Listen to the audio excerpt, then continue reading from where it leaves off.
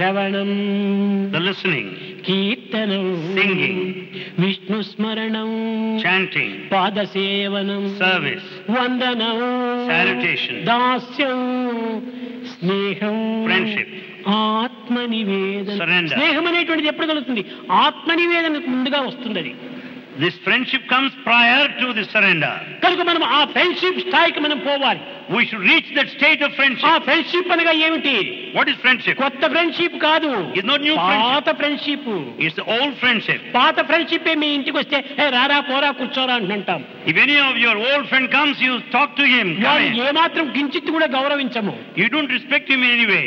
కానీ కొత్త ఫ్రెండే వస్తే రండి, దయచేయండి, కూర్చోండి, కాఫీ, ఈ విధంగా మాట్లాడతాం. If a new friend comes, you'll say, receive with all courtesies. ఈ గౌరవ మర్యాదలకు కొత్త ఫ్రెండ్ కే ఇస్తారు కానీ పాత ఫ్రెండ్ కి ఇవ్వరు. The courtesies are extended to a new friend, but not to an old పాత friend. ఫ్రెండ్ ను స్వేచ్ఛగా అనుభవిస్తారు. Old friend enjoys కాబట్టి freely. భగవంతుడు అందరికి పాత friend, So old friend. God is an old friend to all. ఇలాంటి సత్యాన్ని మనం గుర్తించుకున్నప్పుడే ఆ ఫ్రెండ్ తో మనం స్వేచ్ఛగా ఉండొచ్చు.